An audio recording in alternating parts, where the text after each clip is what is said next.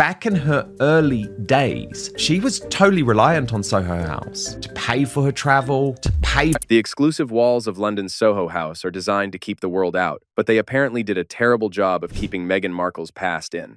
So when Piers Morgan decided to air leaked photos from Meghan's pre-royal days, it became more obvious than ever that her rise to the top was far more strategic than the fairy tale narrative suggests. Before we dig into the receipts that have the palace in a panic, make sure you hit that subscribe button so you can stay updated on every royal meltdown and Hollywood slip-up we uncover. The elite's playground. The Soho House connection represents the ultimate social foundry, where Meghan allegedly forged the connections that led her to Prince Harry. This club is famous for its strict no-photo policy, yet Piers managed to showcase images that depict a woman deeply embedded in the elite social fabric of London long before the world knew her name. He argued that these photos expose a masterclass in networking, showing Meghan in the company of the club's most influential figures, including Marcus Anderson, the man often described as her social gatekeeper. By airing these, Piers challenged the idea that Meghan was a naive American who wandered into the monarchy by accident. He painted a picture of a woman who knew exactly which rooms to be in and which hands to shake to ensure her trajectory stayed pointed toward the global stage. The controversy isn't just about the photos themselves, but what they represent in the broader context of a carefully managed brand. Piers argued on air that these images pull back the curtain on a strategy that was in play long before the world knew her name. He pointed out that Soho House wasn't just a place to grab a drink, it was a networking hub where the right smile and the right seat could lead to a global platform. The leaked photos, some showing Meghan in much more relaxed and socially aggressive poses than her current Duchess of Sussex aesthetic allows, serve as a reminder that the past is never truly gone in the age of digital archives. Piers shredded the idea of the accidental royal, suggesting instead that every move was a calculated step toward the ultimate prize, the art of the Sussex cutoff. The personal friction between Piers Morgan and Meghan Markle is the stuff of broadcast legend, and it all traces back to a single night in a London pub. Back in 2016, Meghan was still an actress on Suits who seemed very keen to build a media presence in the UK. She reached out to Piers, they exchanged friendly messages for months, and eventually met for drinks. Piers describes a 2-hour conversation where they discussed everything from her family to her career aspirations. He walked away thinking he had made a genuine friend in the industry, only for Meghan to meet Prince Harry later that evening and immediately cut Piers out of her life forever. This incident has become the foundation of Piers' critique of what he calls the tactical nature of her relationships. He argued on air that the moment a more powerful connection became available, the previous ones were discarded without a second thought. This pattern of social repositioning is a recurring theme in the Piers-Meghan saga.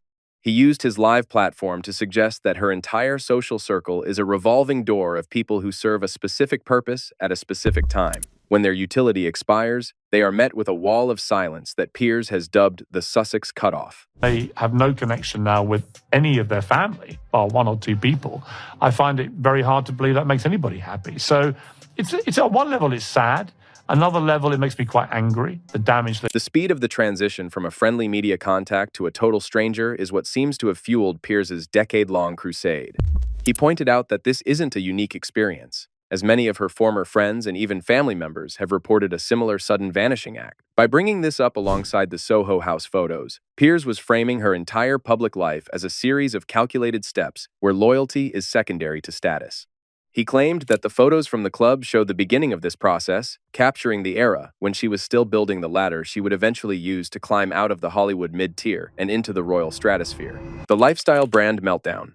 And the Duke and Duchess of Sussex are not working royals. They've made that repeatedly and screamingly clear to anyone who wants to hear it. Podcasters, authors, influencers, jam sellers, sure.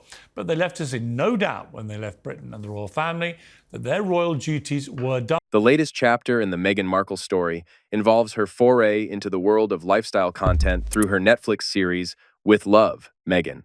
While the project was intended to establish her as a California chic domestic goddess, the reality was a critical disaster that currently sits at a dismal 33% on Rotten Tomatoes. Piers Morgan took great delight in shredding the show frame by frame, focusing on scenes that he described as bafflingly out of touch. One particular segment involved Meghan arranging fruit on a platter and presenting it as a revolutionary parenting hack, a move that the internet immediately mocked for its simplicity. To be told to do. She's like, a rainbow is coming together here. See where a rainbow is coming together here? Yeah, because fruits are naturally different colors. It's not like you magically gave them their hues. I cannot. She then says the most The cringe factor reached a fever pitch when the show attempted to display a handcrafted, thoughtful approach to everyday life. In one scene, Meghan took a bag of store-bought peanut butter pretzels and meticulously repackaged them into bespoke, monogrammed bags. Piers argued that this perfectly illustrates the disconnect between the image she wants to project and the reality of her lifestyle. He suggested that the show is less about teaching people how to cook or organize, and more about creating a highly produced infomercial for a version of her life that doesn't actually exist. The contrast between the relatable vibe and the multi-million-dollar production budget was jet fuel for his satire. The mathematical mystery of the Duchess. One of the most persistent and bizarre rumors surrounding Meghan Markle involves the actual date of her birth.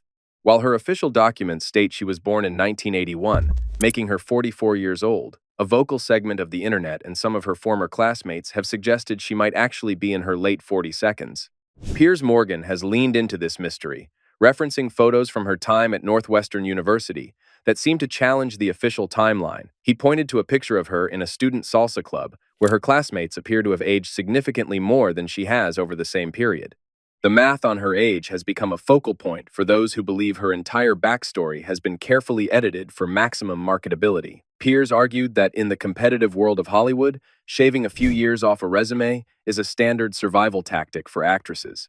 However, when that same actress becomes a member of the British royal family, those minor discrepancies become a matter of historical record. He suggested that the confusion surrounding her age is just another example of how the Sussex narrative is built on a foundation of flexible facts. This investigation into her past has led to some truly strange discoveries, including claims that she may have attended high school at a time that doesn't align with her reported birth year. Piers noted that every time these questions are raised, the Sussex PR machine goes into overdrive to shut them down, which only serves to fuel the fire.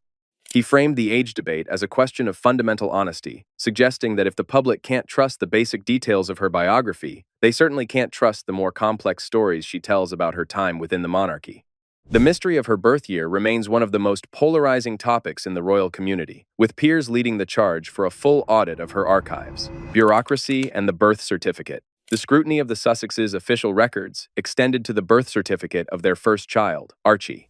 Piers Morgan famously highlighted an unusual amendment to the document where Meghan's given names, Rachel Meghan, were scrubbed and replaced with her formal title, Her Royal Highness the Duchess of Sussex. This change occurred just weeks after the initial filing, and while the palace tried to dismiss it as a minor administrative fix for consistency, Piers saw it as a deliberate attempt to distance herself from her pre-royal identity. He argued that this was a glaring example of how official records can be treated as negotiable branding tools. The timing of this change was particularly interesting to royal watchers because it mirrored a similar move once made by Princess Diana, though the context was entirely different. Piers pointed out that for someone who claims to want a private life for her children, insisting on the use of a formal royal title on a birth certificate seems like a contradiction. He suggested that the removal of her personal names was a calculated move to solidify her status within the institution she was simultaneously criticizing.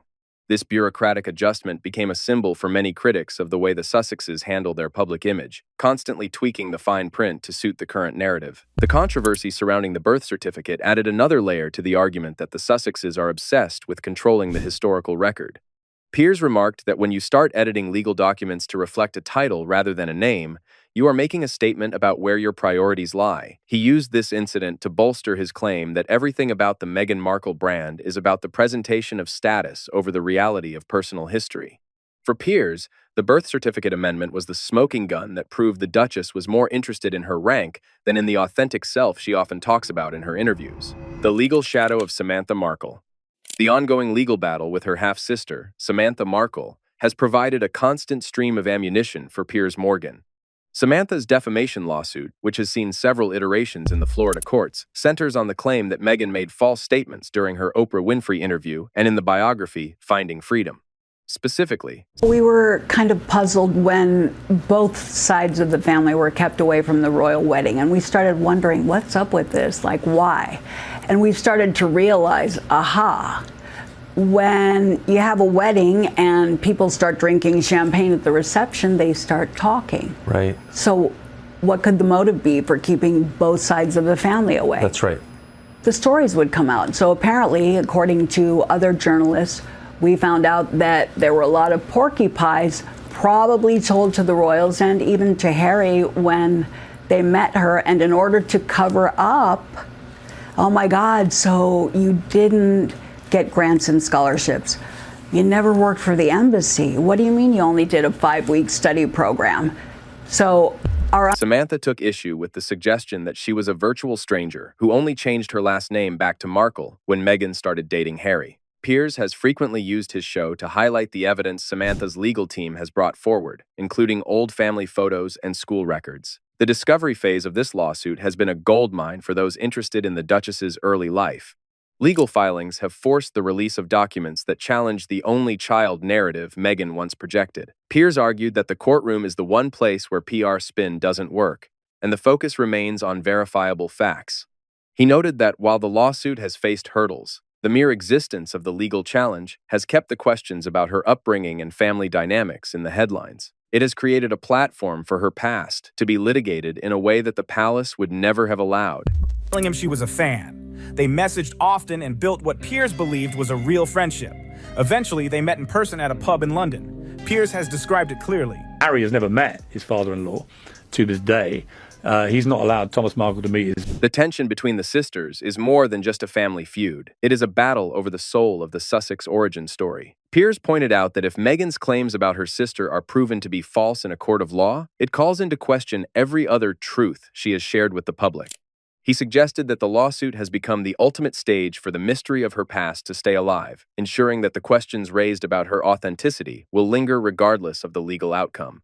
For Piers, Samantha Markle represents the one person who isn't afraid to challenge the Duchess's version of reality with receipts that date back decades. The geography of vulnerability. Yeah, well, I guess, and also thank you for asking, because not many people have asked if I'm okay. But it's a very real thing to be going. During a 2019 tour of South Africa, Meghan sat down for an interview that would define her public perception for years to come.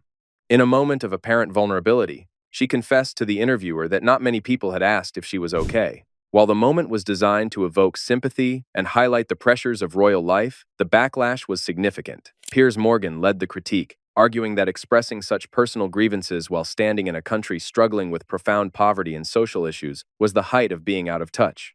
The interview was framed by Piers as a calculated move to shift the narrative from their controversial use of private jets to a story of emotional struggle.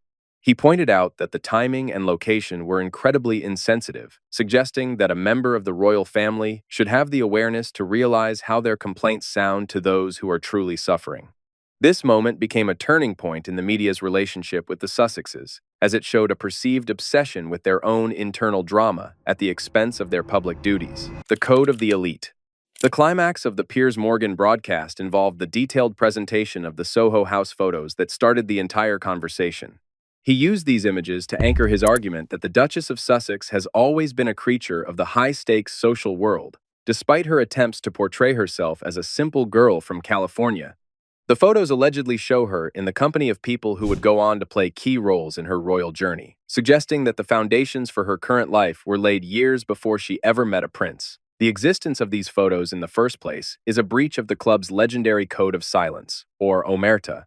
Being a deal or no deal girl, and she was calling herself a model, and she was starring in a show Suits. She used to charge almost $30,000 per trip, which is why she was making good money. It wasn't on Suits, it was on her yachting trips. By bringing these photos to a global audience, Piers was essentially tearing down the curtain of secrecy that has protected the Duchess's past. He pointed out that for someone who is so litigious regarding her privacy, having her early networking days exposed on live television is a major blow. He suggested that the photos represent a period of her life that her current team would prefer to stay buried, as they complicate the narrative of her being an outsider who was overwhelmed by the British establishment. The visual evidence, according to Piers, tells a story of a woman who was more than ready for the world stage. Do you see any of the real Diana in Meghan? Did you? No. Really? No. Oh, sorry. The reaction to the Soho House leak has been a mix of shock and skepticism, with supporters arguing that her past social life is irrelevant to her current role. However, Piers has remained steadfast in his belief that the past is the only way to understand the present. He framed the leaked photos as the final piece of a puzzle that shows a consistent ambition driving every decision she has made. For Piers, the reveal wasn't just about the photos themselves, but about the fact that the truth of her past is finally catching up with the brand she has spent millions to build. The unresolved enigma.